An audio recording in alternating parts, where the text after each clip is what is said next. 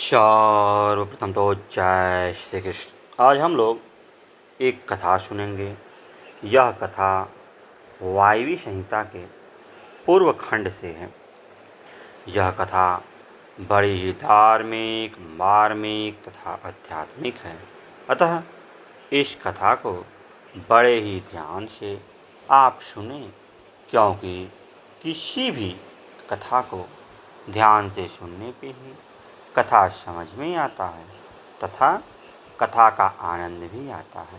तो चलिए कथा को सुनते हैं।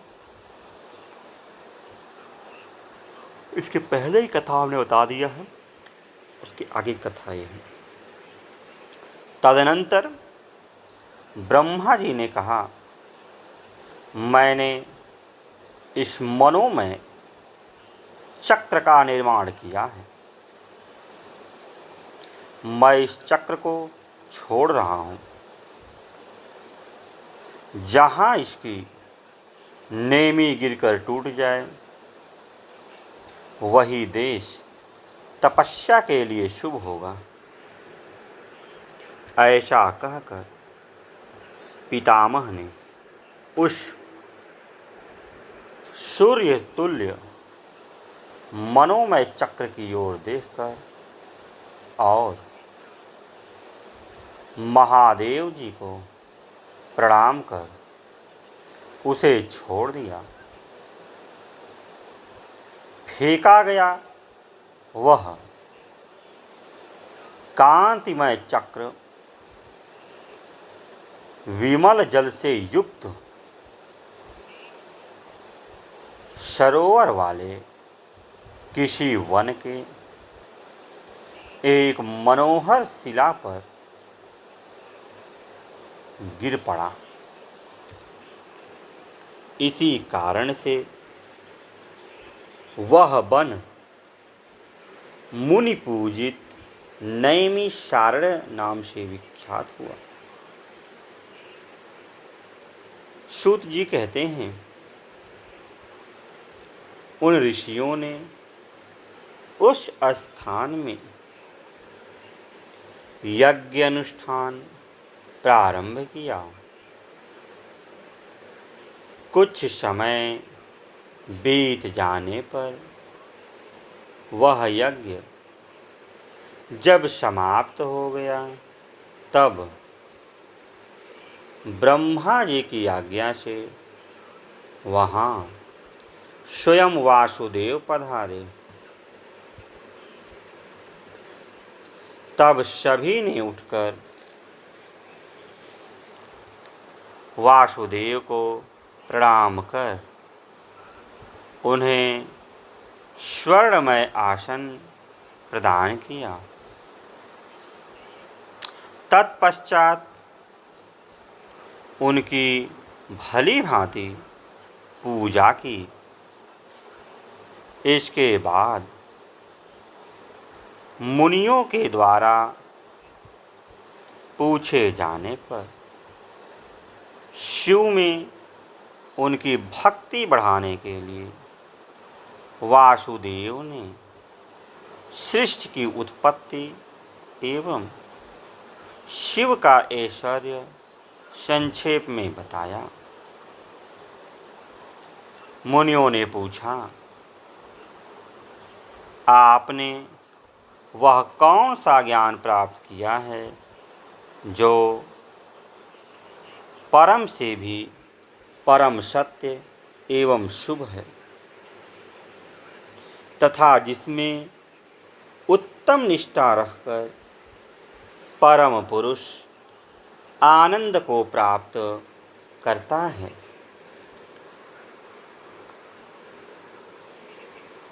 वायुदेवता बोले, महर्षियों, मैंने पूर्व काल में पशु, पास और पशुपति का जो ज्ञान प्राप्त किया था, सुख चाहने वाले मनुष्य को उसी में ऊंची निष्ठा रखनी चाहिए।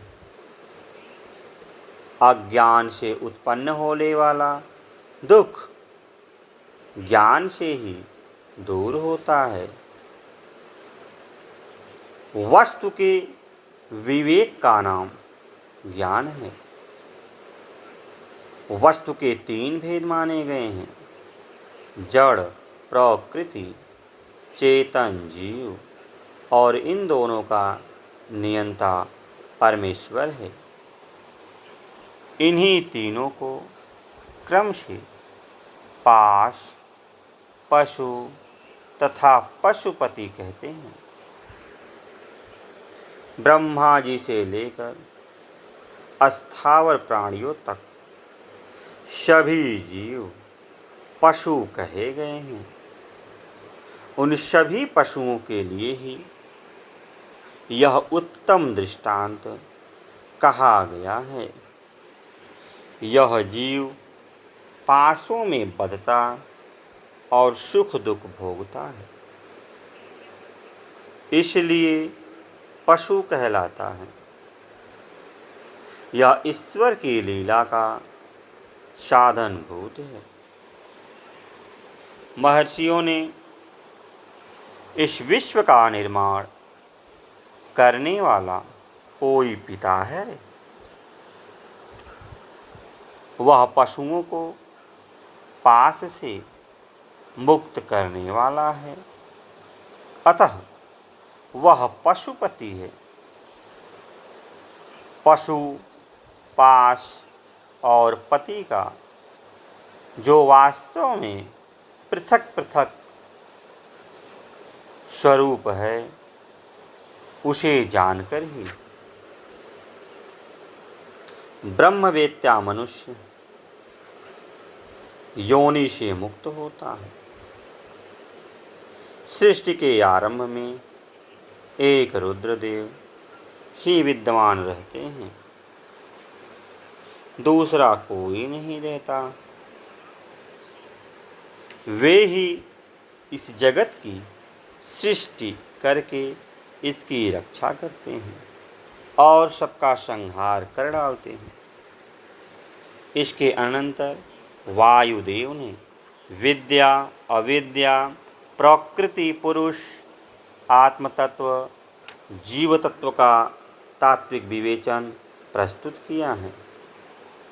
संक्षेप में सिद्धांत की बात यह है कि भगवान शिव प्रकृति एवं पुरुष से परे हैं।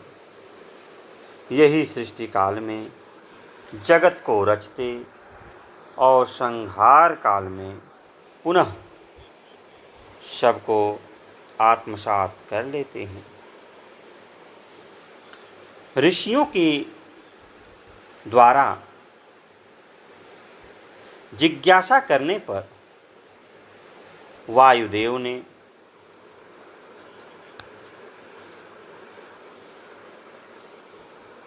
काल की महिमा का वर्णन करते हुए कहा, संपूर्ण जगत को या संपूर्ण जगत तो काल के वश में है,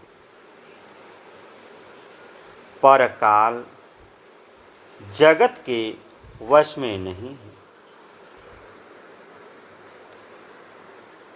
शिव जी का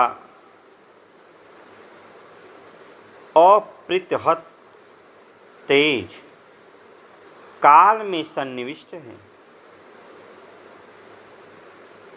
इसलिए काल की महान मर्यादा मिटाई नहीं जा सकती।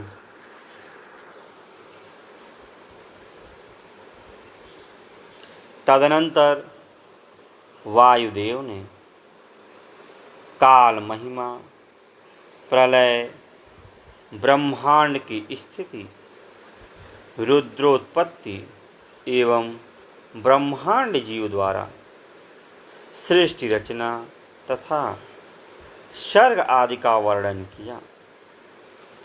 तो आज के लिए इतना ही, फिर किसी दिन अन्य वीडियो मिलते हैं। तब तक के लिए जय श्री कृष्ण, जय श्री कृष्ण।